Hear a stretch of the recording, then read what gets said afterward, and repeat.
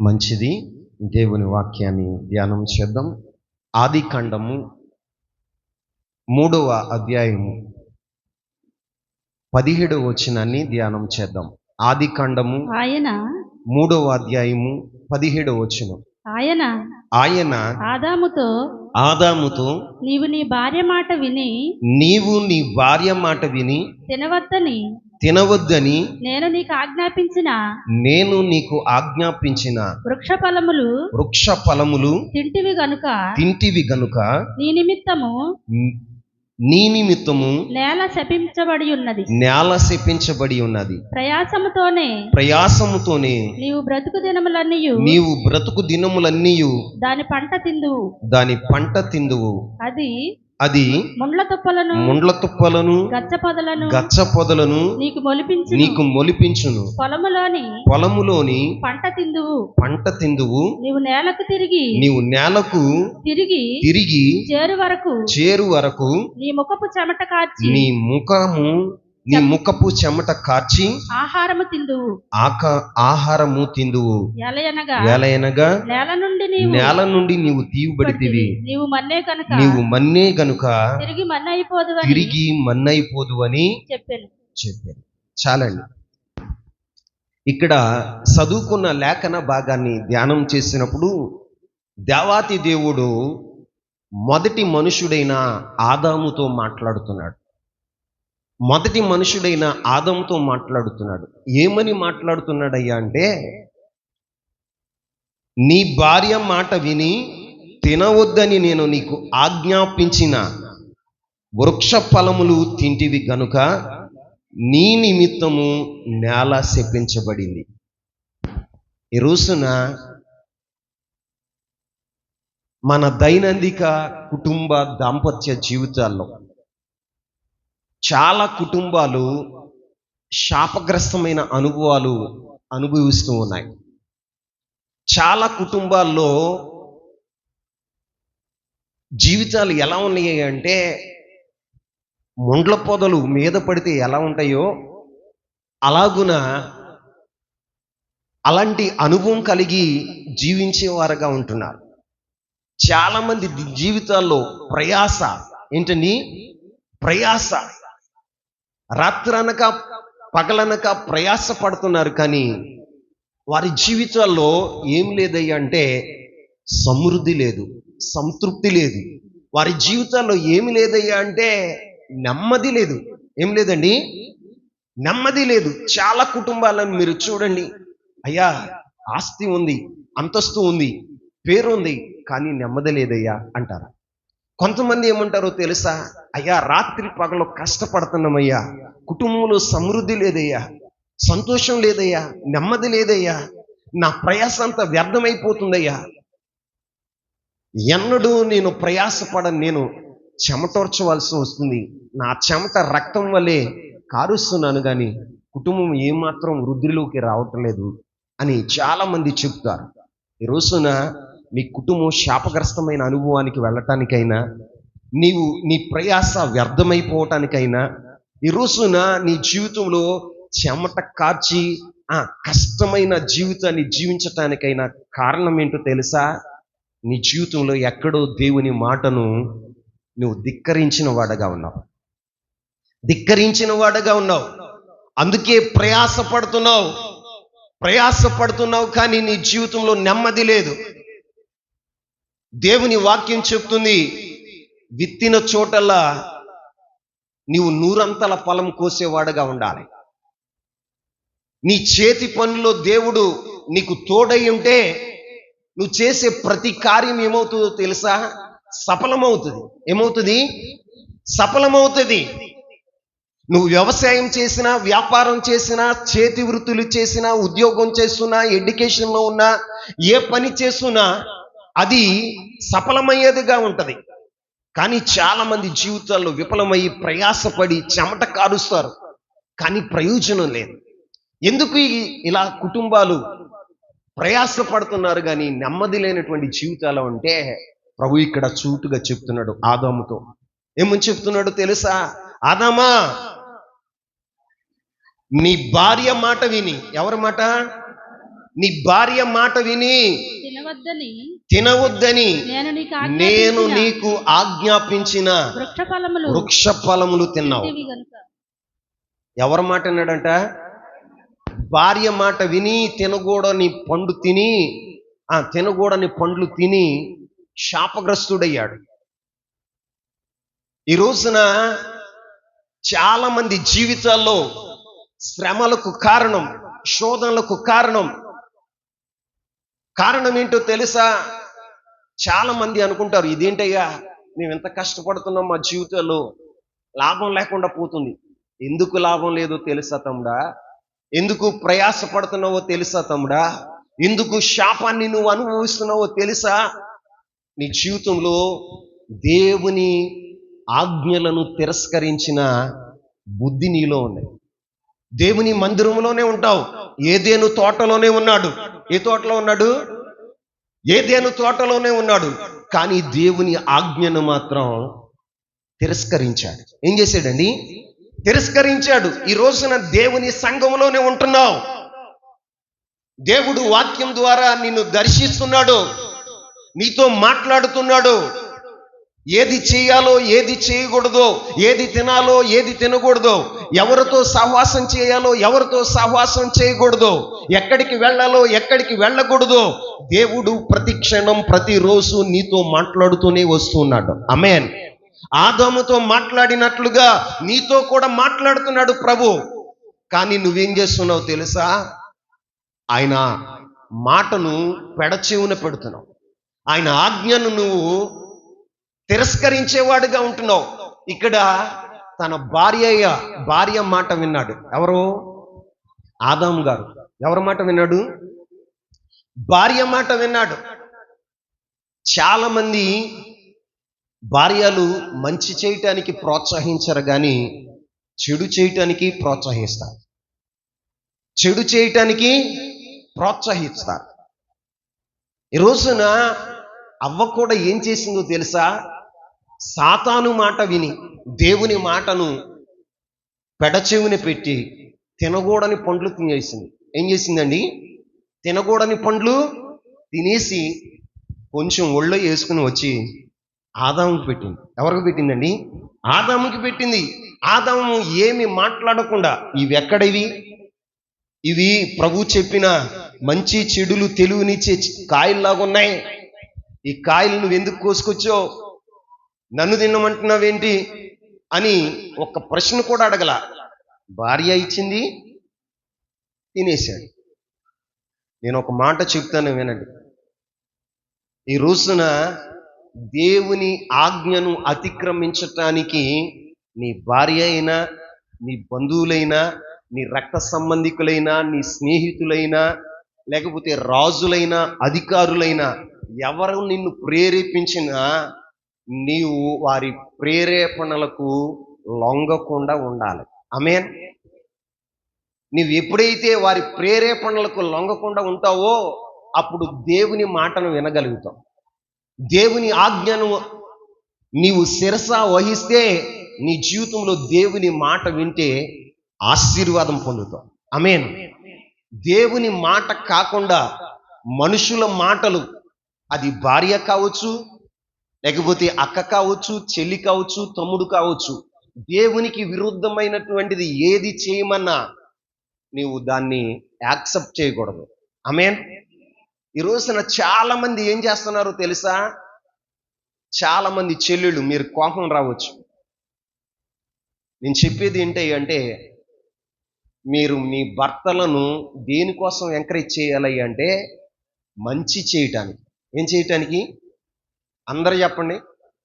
మేలు చేయటానికి ఎంకరేజ్ చేయాలి. కొంతమంది అలా ఉండరండి. మేలు చేయటానికి ఎంకరేజ్ చేయరు.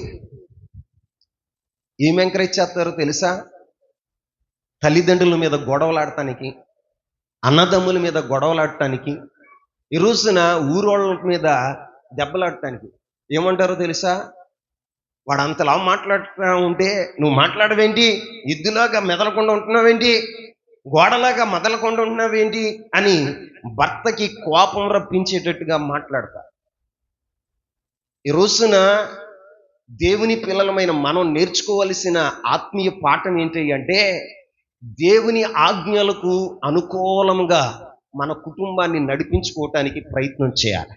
ఈ రోజున ఆదాము భార్య మాట విన్నాడట. ఎవరి మాట? భార్య మాట విన్నాడు. భార్య తీసుకురాగానే ఏం మాట్లాడకుండా, చాలా మంది ఇలాగే చేస్తారు. భార్య ఎక్కడికి వెళ్దామంటే అక్కడికి బయలుదేరిపోయి వెళ్ళిపోతారు. ఈ రోజున అది వెళ్ళవలసిన ప్రదేశమా కాదా? నీకు ఆశీర్వాదకరమైందా కాదా? అది నీకు ప్రయోజనకరమైందా కాదా గుర్తించాలి. ఎందుకంటే మీరు ఎముకలు, మగవారు చెప్పండి మట్టి. మీరు కన్నీళ్లు కొన్ని కార్చారనుకో, మట్టి ఏమైపోద్దో తెలుసా? కరిగిపోద్ది. ఏమైపోద్ది? మీరు ఒక పంతం పడితే ఆ పంతం నెరవేరేదాకా అట్టగే కూర్చుంటారు దాని మీద. ఎందుకంటే మీరు గట్టోళ్ళు. ఎముక, దేవుడు ఎముకతో చేసాడు మిమ్మల్ని. వీళ్ళని మట్టితో చేశాడు.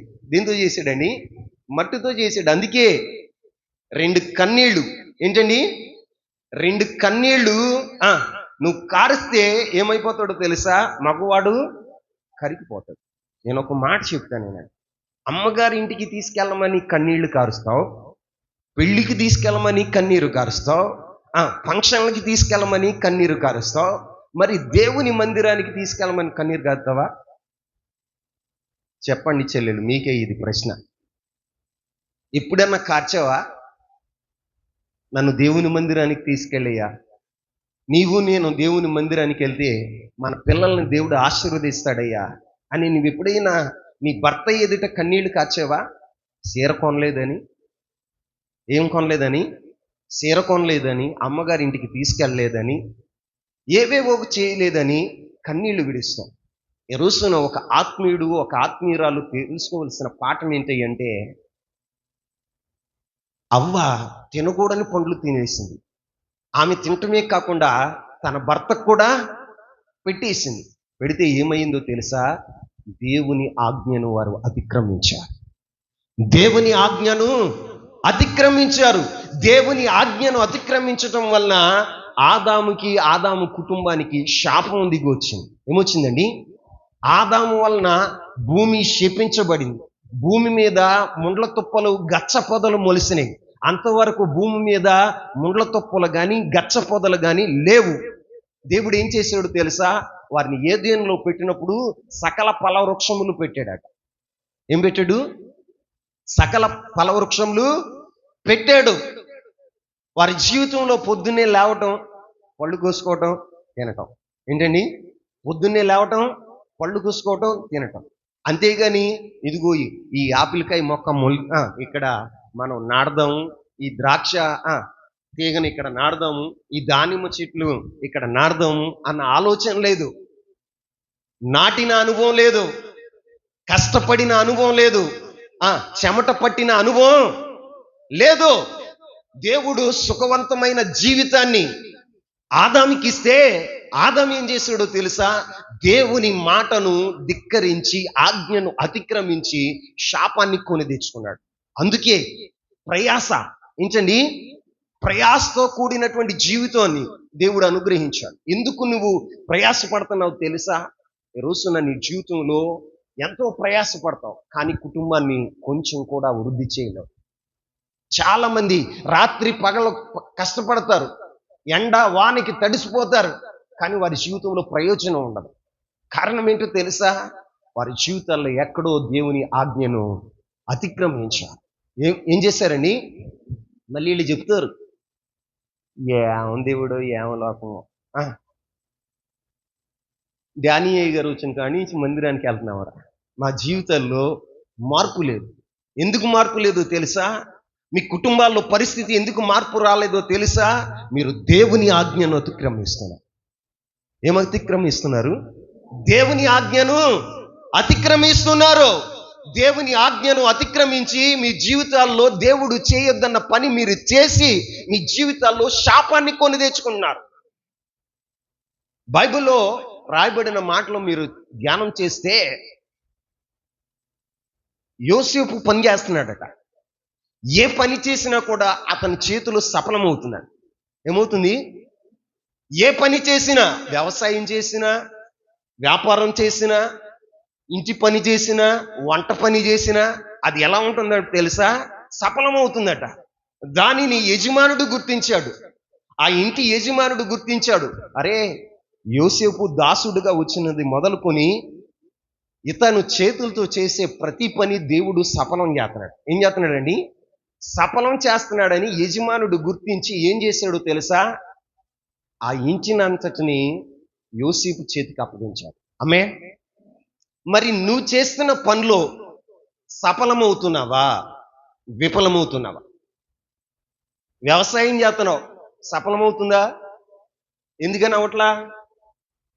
వ్యవసాయం చేస్తున్నావండి, 10 ఎకరాలు వ్యవసాయం చేస్తున్నావు. ఎంత ధాన్యాన్ని నువ్వు సమకూర్చాలి. అయ్యా, పెట్టుబడికి రాలేదయ్యా. ఏమంటారు?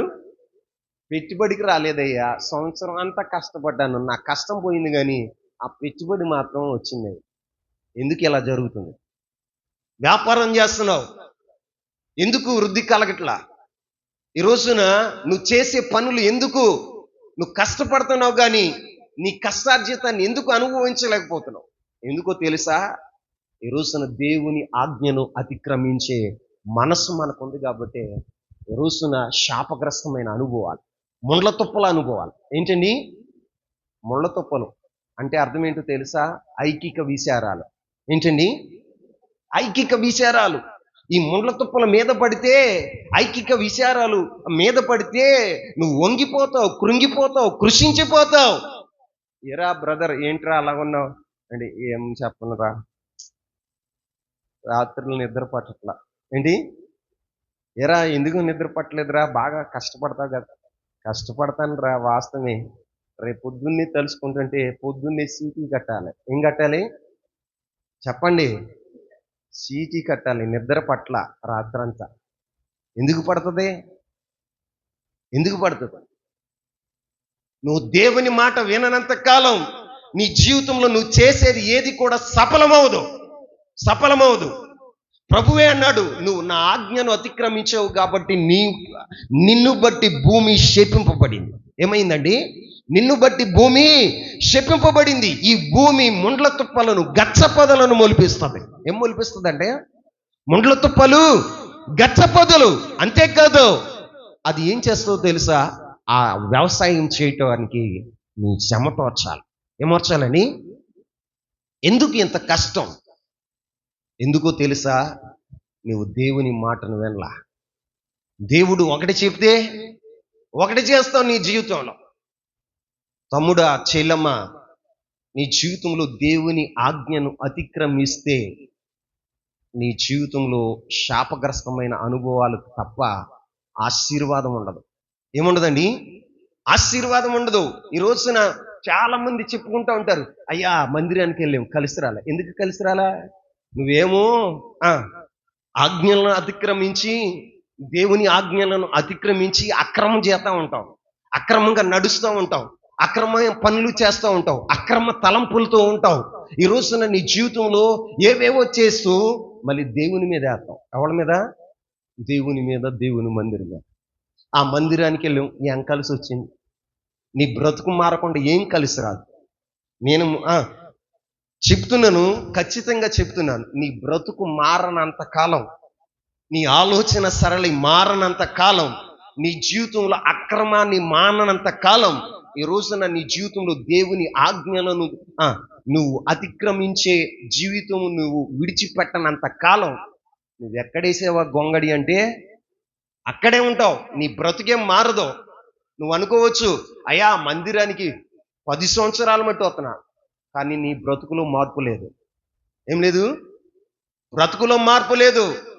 దేవుని ఆజ్ఞలను అతిక్రమిస్తున్నావు. నేనేం చేస్తున్నా? మందిరంలోనే ఉంటావు. పాపపు ఆలోచనలు. ఏంటండి? నేను ఒక మాట చెప్తాను, దేవుడు మన దగ్గర ఉన్న ఈ భూ సంబంధమైన వాటిని ఆయన చూడడం. నేను ఒక మాట చెప్తాను, వినండి. యోబు యొక్క జీవితంలో దేవుడు దేవదూతల దగ్గర మాట్లాడుతూ ఉన్నప్పుడు అపవాదితో మాట్లాడుతూ ఉన్నప్పుడు యోబుని గురించి ఏమని చెప్పాడు తెలుసా? భూమి మీద నా సేవకుడైన యోబుని నువ్వు చూసావా అన్నాడు. ఏమన్నాడు? చూసాను. అతడు యథార్థవంతుడు. ఏమన్నాడని? యథార్థవంతుడు, నీతిమంతుడు, దేవుని యందు భయభక్తులు కలిగిన వాడు అన్నాడు. వాస్తవానికి యోబుని గురించి మనం ధ్యానం చేస్తే యోబు ఊజు దేశమంతటిలో కూడా గొప్పవాడు. తూర్పు దిక్కు అంతటిలో ఆయనే గొప్పవాడు. 10 మంది పిల్లలున్నారు, మంచి భార్య ఉంది, లోకంలో ఎంతో మంది స్నేహితులు ఉన్నారు. వారి గురించి ఏమన్నా మాట్లాడా? చెప్పాలి. ధనవంతుడు అని చెప్పాడా? చెప్పాలి.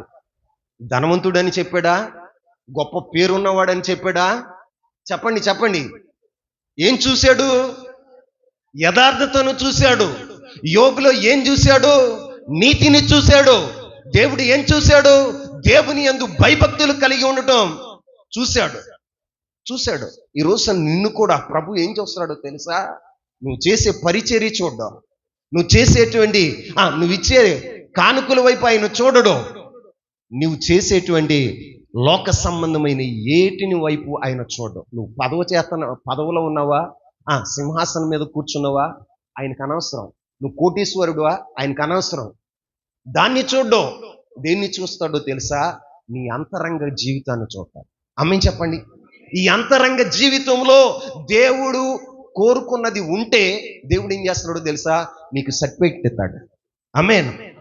సర్టిఫికెట్ ఇచ్చిన తర్వాత కొంచెం కాలం శ్రమ పడిన మీదట ఆయన్ని బలపరిచి స్థిరపరుస్తాడు.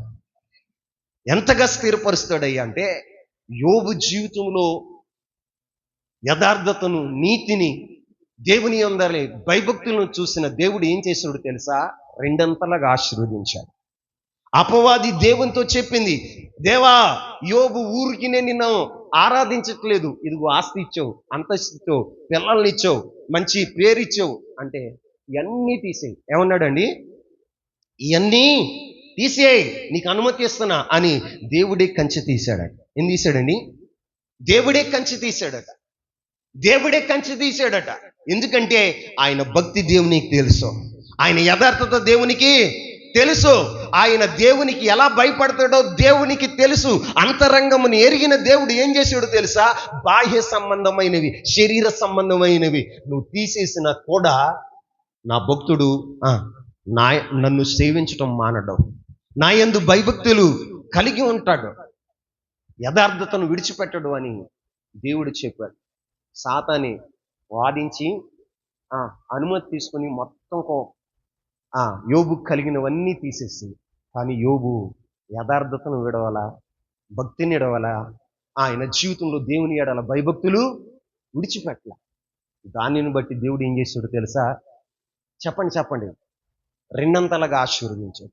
మరి నీ జీవితంలో ఎందుకు ఆశీర్వదించబడట్లా? దేవుడు నిన్ను చూస్తున్నప్పుడు నీలో యథార్థత కనపడట్లా. దేవుడు నిన్ను చూస్తున్నప్పుడు దేవుని భయము, భక్తి నీలో కనపడట్లా. దేవుడు నిన్ను చూస్తున్నప్పుడు నీతి కనపడట్లా, నీతి మత్వం ఎక్కడ నీలో కనపడట్లా. అందుకని నీ జీవితం ఎలా ఉంటుందో తెలుసా? ఇక్కడే ఉన్నావు. ఎక్కడ? మందిరంలోనే ఉన్నావు. ఆదాము ఎక్కడున్నాడు? ఏదెనులోనే ఉన్నాడు. ఎక్కడున్నాడండి? ఏదెనులోనే ఉన్నాడు. కానీ ఏదెనులో శాపాన్ని కొని తెచ్చుకున్నాడు. ఎక్కడ? ఏదెనులోనే ఉన్నాడు. ఏదెనులో ఏం తెచ్చుకున్నాడయ్య అంటే శాపాన్ని కొని తెచ్చుకున్నాడు. సమృద్ధి అయిన జీవితాన్ని జీవించవలసిన ఆదాము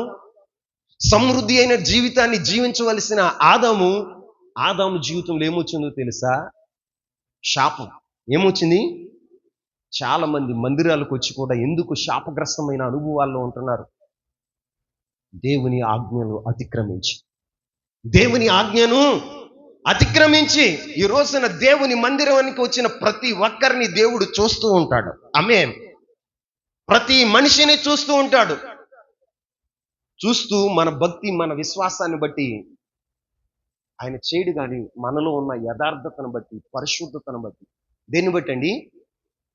యథార్థతను బట్టి, పరిశుద్ధతను బట్టి దేవునికి నువ్వు ఎంత భయపడతావో దానిని బట్టి దేవుడు ఏం చేస్తాడో తెలుసా, నిన్ను ఆశీర్వదించేవాడుగా ఉంటాడు.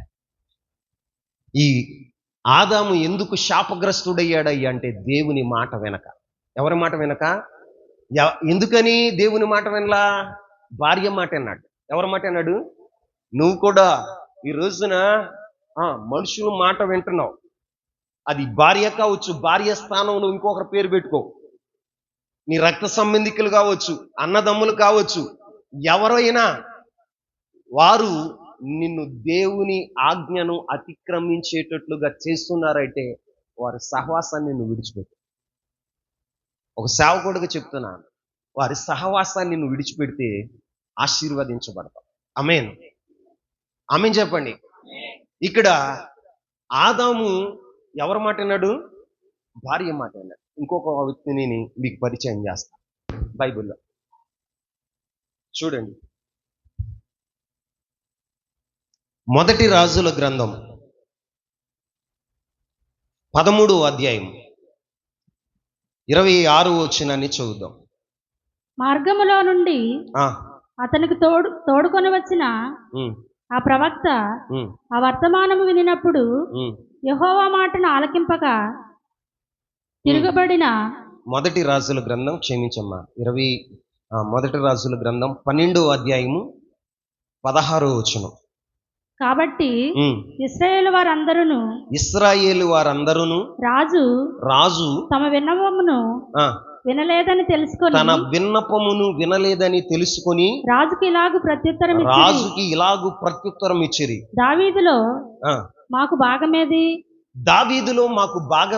యెషయ కుమారుని యందు మాకు స్వాస్థ్యము లేదు. ఇశ్రాయేలు వారులారా మీ గుడారములకు పోవుడి. మీ గుడారాలకు పోవుడి. చాలమ్మా. ఇక్కడ చదువుకున్న లేఖన భాగాన్ని ధ్యానం చేసినప్పుడు ఇక్కడ ఇశ్రాయేలు ప్రజలను పరిపాలిస్తున్న ఒక రాజు ఉన్నాడు. ఆయన పేరు ఏమిటి అంటే రెహబాము. అందరు చెప్పండి. రెహబాము ఎవరయ్య అంటే సొలొమోను కుమారుడు, దావీదు మనవడు. ఎవరండి? దావీదు మనవడు, సొలొమోను కుమారుడు రెహబాముకి దేవుడు రాజ్యాన్ని అప్పగిస్తే ఆ రాజ్యంలో ఉన్న ప్రజలందరూ కలిసి 12 గోత్రాల వారు అందరూ కలిసి ఈయన దగ్గరికి వచ్చారు. రెహబాము దగ్గరికి వచ్చి, రెహబామా, రాజా, మీ నాన్నగారైన సొలొమోను గారు మా మీద భారాన్ని పెట్టాడు. ఏం పెట్టాడని? భారాన్ని పెట్టాడు. కాబట్టి ఆ భారాన్ని నీవు కొంచెం తగ్గిస్తే, ఏం చేస్తే కొంచెం తగ్గిస్తే నీకు దాసులంగా మేము ఉంటామయ్యా అని ఇశ్రాయేలు ప్రజలు విన్నవించుకున్నారు. ఎవరికి? రెహబాము అనే రాజుకి. రాజు ఏం చేయాలి? ఇప్పుడు సొలొమోను భారం పెట్టాడు, పన్నుల భారం పెట్టాడండి. పన్నుల భారం ఎక్కువైంది. ప్రజలందరూ వెళ్ళి, అయ్యా ఈ పన్నుల భారం మేము కట్టలేకపోతున్నాం, చాలా ఎక్కువైపోయింది, కొంచెం తగ్గి, మీ నాన్నగారి కన్నా కొంచెం తగ్గి అని ఈ రెహబాముని అడిగారు. రెహబాము ఏం చేశాడో తెలుసా? మొదట తన నాన్నగారి దగ్గర పనిచేసిన పెద్దలు ఎవరెవరు ఉన్నారో వారందరినీ పిలిపించి పెద్దల దగ్గర ఓ సలహా తీసుకున్నాడు. ఇదిగో ఈ ప్రజలు ఇలా అంటున్నారు, భారం ఎక్కువైపోయిందట, మా నాన్నగారు భారం పెట్టారంట, ఆ భారం తగ్గిమని చెప్తున్నారు, ఏం చేయమంటారు అంటే ఆ పెద్దలు ఏమని చెప్పారో తెలుసా? వాళ్ళతో మృదువుగా మాట్లాడు. ఏమన్నారండి? వాళ్ళతో మృదువుగా మాట్లాడు. నీవు మృదువుగా మాట్లాడితే వారు దాసులై ఉంటారు, వారి జీవితకాలం అంతా నీకు దాసులై ఉంటారు అని రెహబాముకి పెద్దలు సలహా ఇచ్చారు. ఆయన ఏం చేశాడో తెలుసా? పెద్దల సలహా తీసుకోలే, తన సమకాలికులైన యవ్వనస్తులను పిలిచాడు. తనతో పాటుగా అప్పుడు దాకా తనకు స్నేహితులుగా ఉన్న సమకాలికమైనటువంటి యవనస్తులను పిలిచి యవనస్తులను అడిగాడండి, ఒరేయ్ నేను రాజునయ్యానుగా, ప్రజలందరూ వచ్చి నన్ను ఒక మాట అడుగుతున్నారా, మా నాన్న భారం ఎక్కువైందట, మేము దాన్ని మోయలేకపోతున్నాం, దయచేసి భారం తగ్గించమని అడుగుతున్నారు, ఏం చెప్పమంటారా వాళ్ళకి అని అడిగాడు. వీళ్ళు ఎలాంటి వాళ్ళు? తొంటరోళ్ళు. ఎలాంటి వాళ్ళు అండి? తుంట్రోళ్ళే కదా, వాళ్ళకి భారం తెలియదు, బాధ్యత తెలియదు. యవనస్తులకి బాధ్యత ఎలా తెలుస్తుందండి? అనుభవపూర్వకంగా ఆ, పరిపాలించినప్పుడు సొలొమోను దగ్గర ఆయన రాజ ఆస్థానంలో కూర్చుని సొలొమోను జ్ఞానంగా ఎలాగైతే తీర్పులు తీరుస్తున్నాడో, ఎలాగైతే న్యాయం తీరుస్తున్నాడో వాళ్ళు చూశారు పెద్దలు. చూసి వీళ్ళు ఏమని చెప్పారో తెలుసా? మృదువుగా మాట్లాడు. ఎలా మాట్లాడండి? మృదువుగా మాట్లాడమంటే ఈ యవనస్తుల్ని సలహా అడిగితే యవనస్తులు ఏమని చెప్పారో తెలుసా? రే, నువ్వు ఈ రోజున కానీ వాళ్ళ మాట విన్నావు అనుకో, ఎవరి మాట? ప్రజల మాట విన్నావు అనుకో, ఇక నిన్ను ఏం చేస్తారో తెలుసా? పిచ్చోడిని చేసేస్తారు, నిన్ను అమాయకుడిని చేసేస్తారు, ఆటలాడేస్తారు. నువ్వు ఒక మాట చెప్పు, మా నాన్న నడుము కంటే నా సీటుకి విరేలు పెద్దదిగా ఉంటుందంట. ఎట్లా ఉంటుందండి? పెద్దదిగా బరువుగా ఉంటుంది అని చెప్పాను. మూడో రోజున అందరూ వచ్చారు, ఇశ్రాయేల్ ప్రజలందరూ అందరూ వచ్చారు. ఈ పెద్దలు చెప్పిన మాట మానేసాడు. ఇక ఏం చేస్తున్నాడో తెలుసా? యవనస్తులు ఎవరండి? తన సమకాలికమైనటువంటి యవనస్తుల మాట విని ఏం చెప్పాడో తెలుసా? ఆ ఇశ్రాయేలు ప్రజలతో ఏమని చెప్పాడో తెలుసా? ఇదిగో ఇశ్రాయేలు ప్రజలారా, మా నాన్న నడుము కంటే నా చిటికిన వేలు పెద్దది. ఏమన్నాడండి? పెద్దది, ఇది బరువు ఎక్కువ. మా నాన్న సముఖములతో మిమ్మల్ని దండించాడు కానీ నేను కొరడాలతో మిమ్మల్ని దండిస్తాను. వీటితో దండిస్తాడట, కొరడాలతో దండిస్తాను అని చెప్పాడు. వాళ్ళ మాట విని ఇశ్రాయేలు ప్రజలకి ఇలా చెప్తే, ఇశ్రాయేలు 12 గోత్రములో 10 గోత్రములు వారు ఏమన్నారో తెలుసా? యెషయితో మాకు భాగం లేదు, యెషయితో మాకు స్వాస్థ్యము లేదు అని ఆ రాజుని తిరస్కరించి 10 గోత్రముల వారు విడిపోయారండి. అప్పుడు రాజ్యము 2గా చీలిపోయింది. దేవుడు 12 గోత్రాలను రెహబాముకిస్తే 10 గోత్రాలను కోల్పోయాడు. ఎన్ని గోత్రాలు? 10 గోత్రాలు కోల్పోయాడు. ఆ 10 గోత్రాలకు యెరోబాము రాజయ్యాడు. ఎవరండి? యెరోబాము రాజయ్యాడు. 12 గోత్రాలు పరిపాలించిన రెహబాము జీవితంలో 10 గోత్రాలను కోల్పోవటానికి కారణం ఏంటో తెలుసా? తన సమకాలికమైన యవనస్తుల మాట విని. ఎవరి మాట విని? సమకాలికులైన యవనస్తుల మాటలు విని ఈ రోజున అతను రాజ్యాన్ని కోల్పోయాడు. ఒక మాట చెప్తాను, ఆత్మీయంగా తీసుకొని, ఈ రోజున యవనస్తులు, నీ తోటి యవనస్తులు చెప్తున్న మాటలు విని నీ జీవితంలో ఏం కోల్పోతున్నావు? చాలా మంది ఏం కోల్పోతున్నారో తెలుసా? ఆత్మీయ జీవితాన్ని కోల్పోతున్నారు, పరిశుద్ధతను కోల్పోతున్నారు. వారి జీవితంలో ఉన్న మంచి పేరు, గ్రామంలో ఉన్న మంచి పేరును చెడగొట్టుకుంటున్నారు. ఈ రోజున ఎంతో మంది వారి జీవితాల్లో ఎన్నో నష్టపోతున్నారు. రెహబాము ఏమి కోల్పోయాడయ్యా అంటే రాజ్యాన్ని కోల్పోయాడు. దేన్ని కోల్పోయాడు? రాజ్యాన్ని కోల్పోయాడు. కానీ నువ్వేం కోల్పోతున్నావు?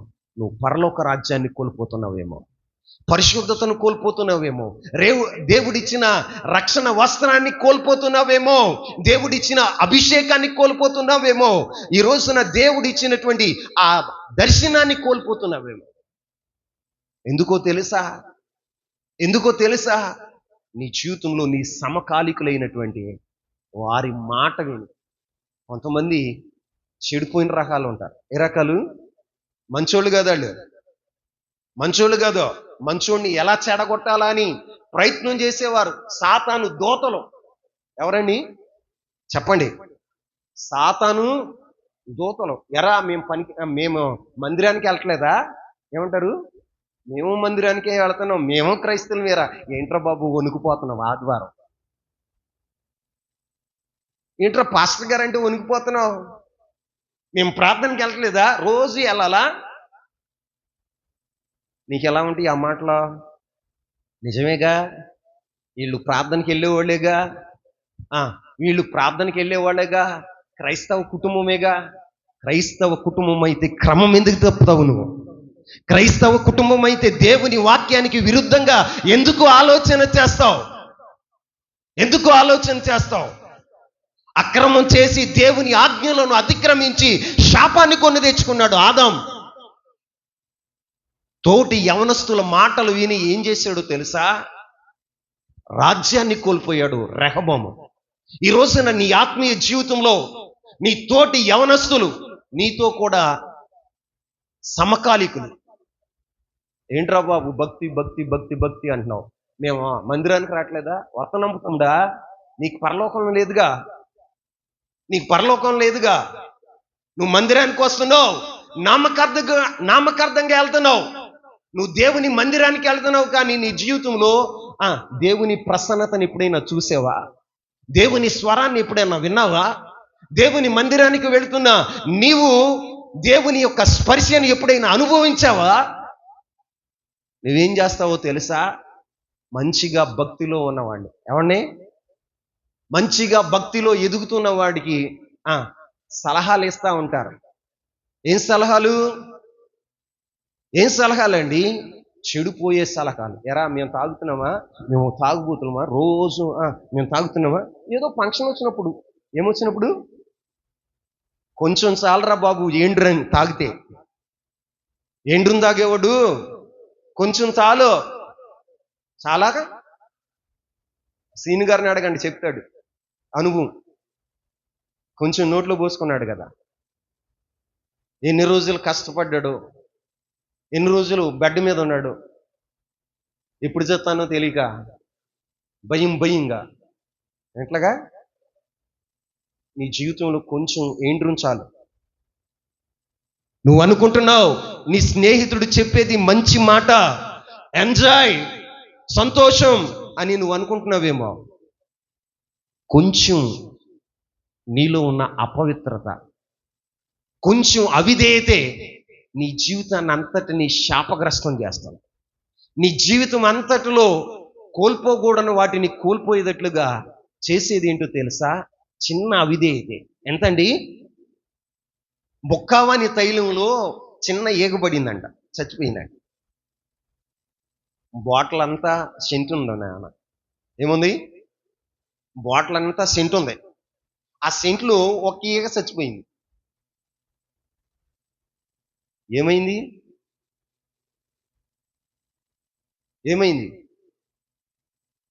ఆ తైలం అంతా, ఆ బుక్కవాని తైలం అంతా చెడిపోయింది. ఏమైందండి? పనికి రాకుండా పోయింది. నీలో ఉన్న చిన్న చెడ్డ అలవాటే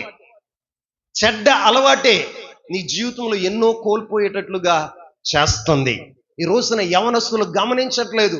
ఈ రోజున రెహబాము రాజ్యాన్ని కోల్పోయాడు. నీవు నీ పరిశుద్ధతను కోల్పోతున్నవేమో. దేవుని ఎదుట పరిశుద్ధంగా కనపడవలసిన నీవు, నీతిమంతుడిగా కనపడవలసిన నీవు, యథార్థవంతుడిగా కనపడవలసిన నీ జీవితంలో నీ తోటి యవనస్తుల యొక్క మాటలు విని ఒకవేళ నీ జీవితంలో పరిశుద్ధతను కోల్పోతున్నవే. యవనస్తులు ఏం చేస్తారో తెలుసా? బెట్లు కడతా ఉంటారు. ఏం కడతారు? అరే బెట్టో, నువ్వు తాగలేవని నన్ను తాగుబోతుని చేసింది ఏంటో తెలుసా? బెట్ కడితే నేను ఏదైనా చేత. నిజమేరా? మా బాబాయే, నా ఇంటి పేరుడే, వణుకుటోడే.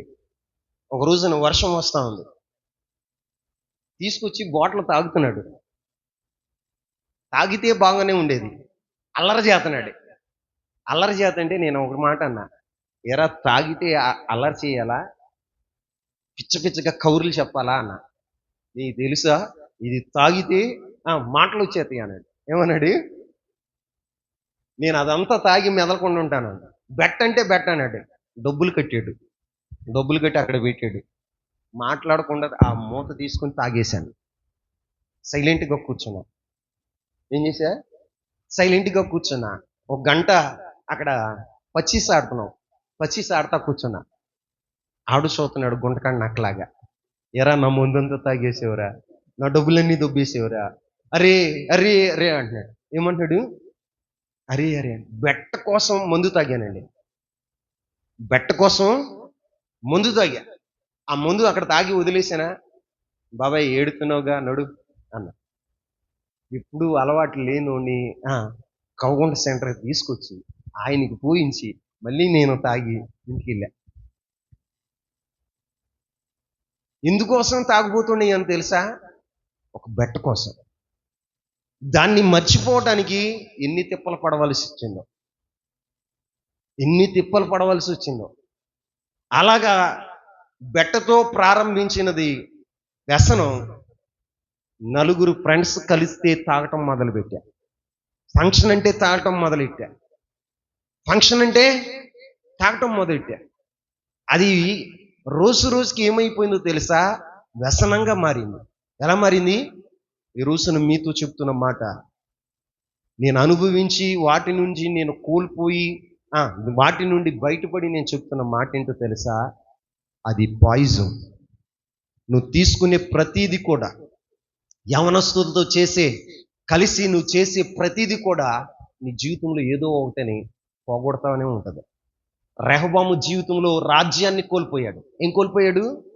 రాజ్యాన్ని కోల్పోయాడు. నీ జీవితంలో పరిశుద్ధతను కోల్పోతున్నావేమో, నీ జీవితంలో పరిశుద్ధతను కోల్పోతున్నావేమో, మంచి పేరును కోల్పోతున్నావేమో. అప్పుడు దాకా మా ఊరి వాళ్ళందరూ వీడు చాలా మంచివాడు, చంటి ఏమను, చంటి అంటే మంచి బాలుడు ఏమనోళ్ళండి, మంచి బాలుడు అన్నాడు. తర్వాత ఎక్కడ పడితే అక్కడ తాగి రోడ్ల మీద అలర చేయటం మొదలుపెట్టాను. ఈ సెంటర్లో కూర్చుంటున్నా. మా నాన్న అడిగాడు, రా ఎందుకురా సిగరెట్లు తాగుతున్నావు అంట అన్నాడు. నేనేమన్నాను తెలుసా? నువ్వు మానే ముందు. ఏం చెప్పా? నువ్వు ముందు మానే, నువ్వు ముందు మానేసి ఒక నెల రోజులు మానేసి నాకు చెప్పు అన్నా. ఇక మా నాన్నగారు ఏం మాట్లాడాల, ఎవరికి భయపడేవాడిని కాదు. కానీ వ్యసనాలు ఏమైనా తెలుసా? నా జీవితాన్ని పాడు చేసింది. నా జీవితాన్ని పాడు చేసింది. నా జీవితాన్ని పాడు చేసింది. పిల్లలరా, నేను ఎంత క్రూరునో, ఎంత అసలు ఎలా వర్ణించాలో నాకు తెలియట్లేదు. అలాంటి రోత బ్రతుకునది. అన్నీ ఎందుకు చేసేవాడినో తెలుసా? బెట్కాతి ఏదైనా చేసేవాడిని. నిజమండి, ఒక మర్డరే చేయలేదు కానీ మిగిలిన అన్నీ చేశా. ఎందుకో తెలుసా? ఒక బెట్ కోసం. యమనస్తులు రెచ్చగొడితే ఏదైనా చేసేవాడిని. ఈ రోజున ఒక మాట చెప్తున్నాను, యవనస్తుల కోసం నీ జీవితంలో నీ జీవితాన్ని పాడు చేసుకోవద్దు. నీ స్నేహితుల కోసం నీ జీవితాన్ని పాడు చేసుకోవద్దు. వారు మరలా నీకు ఆ పవిత్రమైన జీవితాన్ని ఎవరో, మరలా పోగొట్టుకున్న గౌరవాన్ని ఎవరో, సమాజంలో నువ్వు సంపాదించుకున్నటువంటి సంపాదన మళ్ళీ తిరిగి నువ్వు తెచ్చుకోలేవు. అందుకే నేను చెప్పే మాట ఏంటి అంటే, యవనస్తుల మాట విని నీ దగ్గర ఉన్న వాటిని నువ్వు పోగొట్టుకోవద్దు. చాలామంది రక్షణ జీవితాన్ని పోగొట్టుకుంటున్నారు. దేనండి? రక్షణ జీవితాన్ని పోగొట్టుకుంటున్నారు, పరిశుద్ధతను పోగొట్టుకుంటున్నారు. దేవుని ప్రత్యక్షతలు చూసిన వారు ఆ ప్రత్యక్షతను పోగొట్టుకుంటున్నారు. దేవుని ఆత్మతో నింపబడిన వారు దేవుని ఆత్మను పోగొట్టుకుంటున్నారు. రోజున చెల్లెమ్మ, తమ్ముడు, నీ సమకాలికుల మాట విని. ఎవరి మాట? నీ సమకాలికులు ఎవరైనా కానీ, ఆడు ఎంత ప్రియ స్నేహితుడైనా కానీ, దేవుని యొక్క ఆజ్ఞలను ధిక్కరించేటట్టుగా చెప్తే వాడి మాట వినవద్దు. వాడి స్నేహం చేయకో. వాడి స్నేహం మానివేయటమే మంచిది నీకు. ఈ రోజున దేవుని సన్నిధిలో ఇంకొక మాట చెప్తాను. బైబిల్లో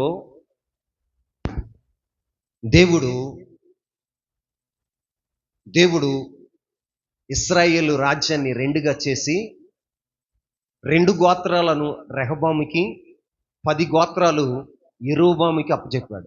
బాగా వినండి. ఎవరికి? 10 గోత్రాలు ఎవరికి అప్పచెప్పాడు? యెరోబాముకి అప్పచెప్తే, యెరోబాము రాజు అయిన తర్వాత ఏం చేశాడో తెలుసా? ఇశ్రాయేలు తప్పిపోవటానికి కారకుడయ్యాడు, పాపం చేయటానికి కారకుడయ్యాడు. ఏం చేశాడయ్యా అంటే విగ్రహారాధన నేర్పించాడు. ఏం నేర్పించాడండి? విగ్రహారాధన నేర్పించాడు. విగ్రహారాధన నేర్పించి యాజకులను, దేవుని ప్రవక్తలను తీసివేసి ఆయన అన్ని జనులను ప్రవక్తలుగా పెట్టాడు. పెట్టాడు. ఏం చేస్తున్నాడో తెలుసా? బలిపీఠం మీద ఈయనే యాజకుల్లాగా బలి అర్పిస్తున్నాడు. ఏం చేస్తున్నాడండి? బలి అర్పించటానికి ఆయన బలిపీఠం మీద నిలబడినప్పుడు దేవుడు చూసి యోధా దేశం నుంచి బేతేలుకు ఒక ప్రవక్తను పంపించాడు. ఒక ప్రవక్తను పంపించాడు. ప్రవక్త వెళ్ళేసరికి బలిపీఠం మీద ఉన్నాడు రాజుగారు. ఎవరు ఆయన పేరు? యెరోబాము. అందరు చెప్పండి, యెరోబాము. బలి అర్పించటానికి, యాజకులు చేసే పని చేయటానికి సాహసించి పని చేస్తా ఉన్నాడు. అప్పుడు ప్రవక్త వచ్చి చెప్తున్నాడు, బలిపీఠమా బలిపీఠమా, నీవు బలిపీఠం బ్రద్దలైపోవాలని చెప్పాడు. ఏం చెప్పాడండి? బలిపీఠం బ్రద్దలైపోవాలి, దాని మీద బుగ్గి అంతా క్రింద పడిపోవాలని ఆయన ప్రవచిస్తే చూస్తూ ఉండగానే బలిపీఠం పగిలిపోయింది. ఆమేన్. ఏమైంది? బలిపీఠం పగిలిపోయింది. దాని మీద ఉన్నటువంటి బుగ్గి, బూడిద అంతా కూడా కింద పడిపోతా ఉంది. అప్పుడు యెరోబోముకి కోపం వచ్చింది. ఏమొచ్చిందని? కోపం వచ్చి రాజుగారు కదా ఆ దైవశాఖను పట్టుకోవాలని చెయ్యి చాపాడట. ఏం చాపాడు? చెయ్యి చాపాడట. చెయ్యి చాపితే రే పట్టుకుండ్రా అని చెప్పి చెయ్యి చాపితే చెయ్యి ఎండిపోయింది. ఏమైపోయిందండి? అప్పటికైనా బుద్ధి రావాలిగా. బుద్ధి తెచ్చుకోవాలా. మళ్ళీ ఆ దైవజనుడిని భక్తులాడుతున్నాడు, అయ్యా మరలా నా చెయ్యి నాకు మంచిగా రావాలయ్యా అంటే, దైవజనుడు కదా, కొడతానికి చెయ్యెత్తినోడిని మళ్ళీ ఆడిని ఆశీర్వదించాలి. ఏం చెప్పాలి? బూతులన్నుని ఏమనాలి? దేవుడు నేను దీవించను గాక అంటే వెళ్ళిపోవాలి. ఈయన ఏం చేశాడు? ప్రార్థన చేశాడు, చెయ్యి వచ్చింది. దేవుడు ఒక ఆజ్ఞాపించాడు.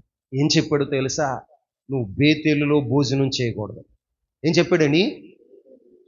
బేతేల్లో భోజనం చేయకూడదు, ఏది తాగకూడదు, నువ్వు వెళ్ళిన మార్గంలో మళ్ళీ నువ్వు తిరిగి రాకూడదు, వేరొక మార్గంలో నువ్వు యోధా దేశానికి రావాలి అని బేతేలుకు పంపించినటువంటి ప్రవక్తతో చెప్తే ఆయన వేరొక మార్గం గుండా వెళ్ళిపోతున్నాడు. రాజుగారు అన్నారు, అయ్యా భోజనం పెడతానయ్యా, మా ఇంటికి వస్తే నువ్వు కానుకలు ఇస్తానయ్యా అంటే, నీ కానుకలు వద్దు, నీ భోజనం వద్దు, నన్ను భోజనం చేయొద్దు, కానుకలు తీసుకోవద్దని ప్రభువు చెప్పాడు అని ఆ ప్రవక్త వెళ్ళిపోతూ ఉంటే, ఆ ప్రవక్త వెళ్ళిపోయాడు, వేరొక మార్గం గుండా వెళ్ళిపోతూ ఉంటే ఆ ఊర్లో ఒక ముసలి పాస్టర్ గారు ఉన్నాడు.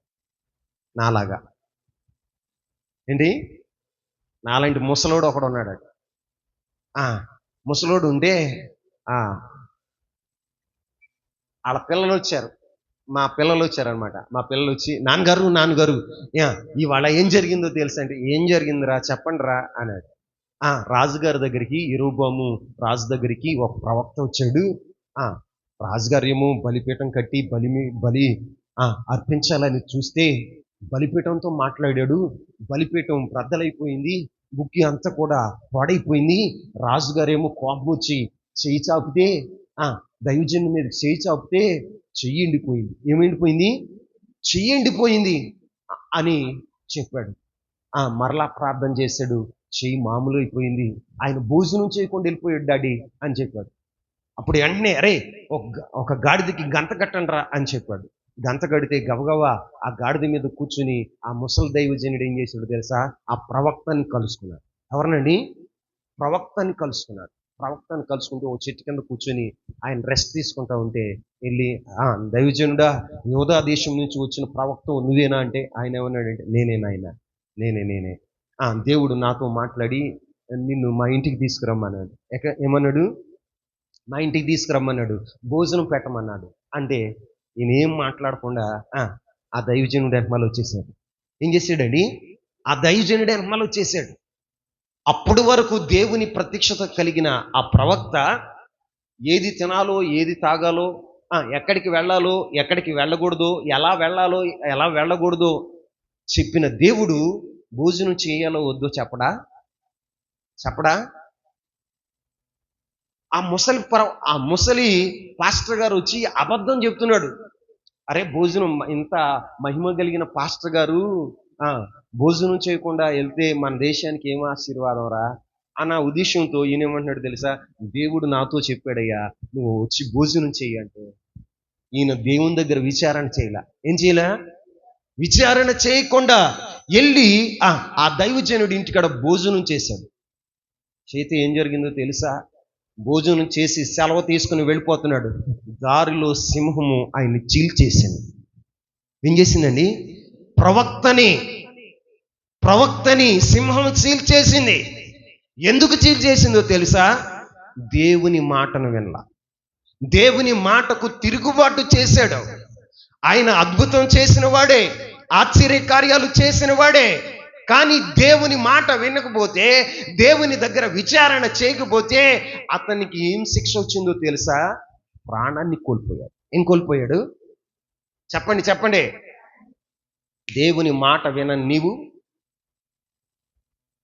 చూడండి, ఒక దైవజనుడు అద్భుతాలు చేసినటువంటి దైవజనుడిని కూడా దేవుడు క్షమించలా. ఏం చేయలేదండి? క్షమించలా. మరి ఎన్నిసార్లు దేవుని మాట వినకుండా నీవు తిరుగుతున్నావు, దేవుని ఆజ్ఞను ఉల్లంఘిస్తున్నావు.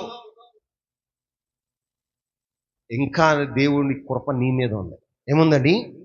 దేవుని కృప నీ మీద ఉంది కాబట్టి ఇంకా నువ్వు చావలా. లేకపోతే నీవు దేవుని ఆజ్ఞను అతిక్రమించినప్పుడే నువ్వు చచ్చిపోవాలి. యాక్సిడెంటు నిజమే. యాక్సిడెంట్ అని ఎందుకంటున్నానంటే, నా జీవితంలో దేవుని మాట వినకుండా, సేవ చేయకుండా పారిపోతూ ఉన్నప్పుడు 3 యాక్సిడెంట్లు అయినాయి. ఎన్ని? 120 స్పీడ్లు, 120, 140 స్పీడ్లు బైపాస్ దిగేసింది కారు. మొగ్గలేలా. విచిత్రం ఏంటంటే, కారు ఎలా వచ్చిందో అలాగే ఫ్లైట్ లాగా దిగింది. అప్పుడు కారు బైపాస్ మీదకి ఎక్కించి గుడివేడలో ఏడవటం మొదలుపెట్టాను. ఒక పాట పెట్టుకున్నాను. దాంట్లో ఇక ఆ పాట భావాన్ని వినుకుంటూ ఏడుస్తూ మొదలెట్టా. ఎందుకయ్యా ఈ పాపిని ఇంకా నువ్వు రక్షిస్తున్నావు? ఈ పాపి పట్ల నీకు ఉన్నటువంటి సంకల్పం ఏంటయ్యా? నేనైతే నెరవేర్చలేకపోతున్నాను, నా వల్ల కావట్లేదు సేవ చేయటం అంటూ గుడివేడలో ఏడుతూ మొదలెట్టాను.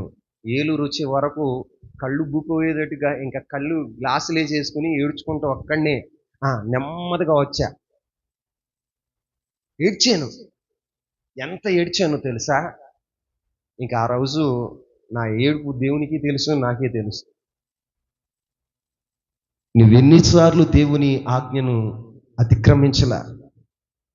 నిన్ను దేవుడు ఎంతగా కాపాడుతున్నాడో తెలుసా? నీ జీవితంలో జరిగే సంఘటనలన్నీ కూడా దేవుని హెచ్చరికలు. ఏంటండి? దేవుని హెచ్చరికలో ఈ రోజున వాటిని నువ్వు కానీ నిర్లక్ష్యం చేస్తే ఒక రోజున పెళ్ళున దేవుని ఉగ్రత దిగి వస్తాడు. యాక్సిడెంట్లు కావచ్చు, ప్రమాదాలు కావచ్చు. నీవు పొలంలో పని చేస్తున్నప్పుడు ఎన్నిసార్లు అపాయకరమైనటువంటి పాముల మధ్యన దేవుడు నిన్ను కాపాడాడు. పాముల మధ్యలో నుంచి, తేళ్ల మధ్యలో నుంచి ఎన్నిసార్లు నువ్వు బండి మీద వెళ్తున్నప్పుడు పడిపోయావు. దేవుడు నిన్ను కాపాడలా? ఎందుకంటే అది నీకు హెచ్చరిక, మిస్డ్ కాల్. ఏం కాలు? చెప్పండి. మిస్డ్ కాలు. నేను గమనించే అనుభవపూర్వకంగా నేను చెప్తున్నాను. నా జీవితంలో నేను అనుభవించినవన్నీ నా దేవునికి తెలుసు. ఆయన న్యాయవంతుడు. ఆమేన్. నా రోగానికైనా, నా శాపానికైనా, నా బలహీనతలకైనా దేవుడు న్యాయవంతుడు. నేను చెప్తున్నాను సంఘం ఎదుట. దాని వెనుక మళ్ళా దేవుని చిత్తం ఏదో ఉంది, దేవుని హెచ్చరిక ఏదో ఉంది. ఈ రోజున నీతో కూడా ప్రభువు మాట్లాడుతున్నాడు. నాకేం కావట్లేదు అనుకుంటున్నా. నీకు నీ మధ్య నీ శత్రువులకు జరిగిన కొట్లాట్లు ఇప్పుడు నువ్వు చావాల్సింది. కానీ ఎందుకు బతుకున్నావో తెలుసా? దేవుని సంకల్పం ఏదో నిన్ను నెరవేర్చాలని ఇంకా నిన్ను ఉంచాడు. నీ జీవితంలో జరుగుతున్నటువంటి ప్రతికూల పరిస్థితులు ఎప్పుడో నువ్వు చావాల్సింది. నువ్వు ఇంకా ఎందుకు బ్రతుకున్నావో తెలుసా? ఇంకా దేవుని కృప. ఏంటండి? దేవుని కృప. మారతావేమో అని, సరిదిద్దుకుంటావేమో అని. మారకపోతే కృప ముగిసిన రోజున నీ జీవితంలో నీ అంతాన్నే చూస్తావు. అప్పుడు నువ్వు ఏడ్చినా ప్రయోజనం ఉండదు. ధనవంతుడు ఆ పాతాళంలోకి వెళ్ళి ఏడుస్తున్నాడు. అయ్యా, ఈ బాధ భరించలేకపోతున్నాను, ఒక్క నీటి డ్రాపు నాకు నోట్లో ఎత్తే బాగుందయ్యా. అయ్యా, నేను ఎట్లాగో నరకానికి వచ్చాను, భూమి మీద నా అన్నదమ్ములు 5 ఉన్నారయ్యా. ఆ గతి నీకు పట్టక ముందలే నువ్వు మారుదువుగాక, నువ్వు సరి చేసుకుందువుగాక. ఈ రోజున ఆ దైవజనుడు ప్రాణాన్ని కోల్పోవటానికి కారణం ఏంటో తెలుసా? ఇప్పుడు చదవండి. మొదటి రాజుల గ్రంథం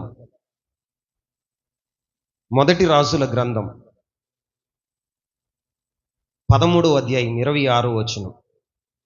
మార్గములో నుండి అతన్ని తోడుకొని వచ్చిన ఆ ప్రవక్త ఆ వర్తమానము వినినప్పుడు ఏ వర్తమానం? సింహం ఆ దైవజన్ని చీల్చేసింది అనే వర్తమానం వినినప్పుడు యెహోవా మాటను ఆలకింపక తిరగబడిన దైవజనుడు ఇతడే. ఏమన్నాడండి? చెప్పండి. యెహోవా మాటను ఆలకింపక తిరగబడిన దైవజనుడు. ఎవరో ఆయన తిరగబడ్డా? నిజంగా తిరగబడ్డా? ఏం చేశాడు? మాట ధిక్కరించాడు. ఏం చేశాడని? మాట ధిక్కరించాడు. భోజనం చేయొద్దంటే భోజనం చేశాడండి. చీల్చేసింది సింహం. ఆ దైవజనుడు అంటున్నాడు, యెహోవా మాటను చదువమ్మా. యెహోవా మాటను ఆలకింపక తిరగబడిన దైవజనుడు ఇతడే. చచ్చిపోయిన దైవజనుడు గురించి చెప్తున్నాడు. ఆ దైవజనుడు, భోజనానికి పిలిచిన దైవజనుడు, యెహోవా మాట వినకుండా తిరుగుబాటు చేసిన దైవజనుడు ఇతడే. ఈ రోజున నీతో చెప్తున్న మాట ఏంటో తెలుసా? దైవజనుడికి ఆ గతి పడితే మరి నీ గతి ఏంటి? అసలు నీ గురించి నువ్వు ఆలోచన చేసావా? దేవుని సన్నిధిలో అద్భుతాలు చేసి బలిపీఠాలని బద్దలు కొట్టి చేతులు ఎండిపోయేటట్లుగా చేసినటువంటి దైవజనుడే, అద్భుత కార్యాలు, ఆశ్చర్య కార్యాలు చేసిన ఆ దైవజనుడికి ఆ గతి పడితే, సింహాలు చీల్చేస్తే మరి నీ గతి ఏంటి? అసలు ఆలోచన చేస్తున్నావా? బాగానే ఉందలే అనుకుంటున్నావా? నీ జీవితంలో బాగానే ఉందని అనుకుంటున్నావా? దేవుని మాటలు ధిక్కరించి అక్రమం చేస్తున్న నీ జీవితంలో బాగానే ఉందని అనుకుంటున్నావా? ఒక రోజున తీర్పు వస్తుంది. ఆమేన్. ఒక రోజున తీర్పు వస్తుంది. ఆ రోజున నిన్ను తప్పించే నాదుడు ఉండడు. దైవజనుడు తీసుకెళ్ళిన దైవజనుడు ఏమంటున్నాడు తెలుసా? యెహోవా మాట వినని తిరుగుబాటు చేసిన దైవజనుడు ఇతడే అంటున్నాడు. మళ్ళీ ఆయనే. రోజున గమనించు, ప్రాణాన్ని కోల్పోయాడు దేవుని మాట వినక. ఎవరి మాట వినక? దేవుని మాట వినక ప్రాణాన్ని కోల్పోయాడు. పెద్దలు మాట వినక రాజ్యాన్ని కోల్పోయాడు. మరొకడు భార్య మాట విని శాపాన్ని కొని తెచ్చుకున్నాడు. ఒకడు. ఈ మూడిట్లో నువ్వు ఎలా ఉన్నావు? ఈ మూడిట్లో ఎవరిలాగా ఉన్నావు నువ్వు? మనుషుల మాటలు విని శాపాన్ని తెచ్చుకునేవాడిలాగా ఉన్నావా? మనుషుల మాటలు విని నీకు దేవుడు అనుగ్రహించిన దాన్ని కోల్పోయేవాడుగా ఉన్నావా? మనుషుల మాటలు విని ప్రాణాన్ని కోల్పోయేవాడుగా నువ్వు ఉన్నావా? ఎలా ఉన్నావు నువ్వు? దేవుని వాక్యం చెప్తుంది. బైబిల్లో దేవుని మాట ఆలకించిన ఒక వ్యక్తి ఉన్నాడు. ఆయన గురించి కూడా చెప్పి వాక్యాన్ని ముగిస్తాను. చూడండి, ఆదికాండము 22వ అధ్యాయం 18వ వచనం.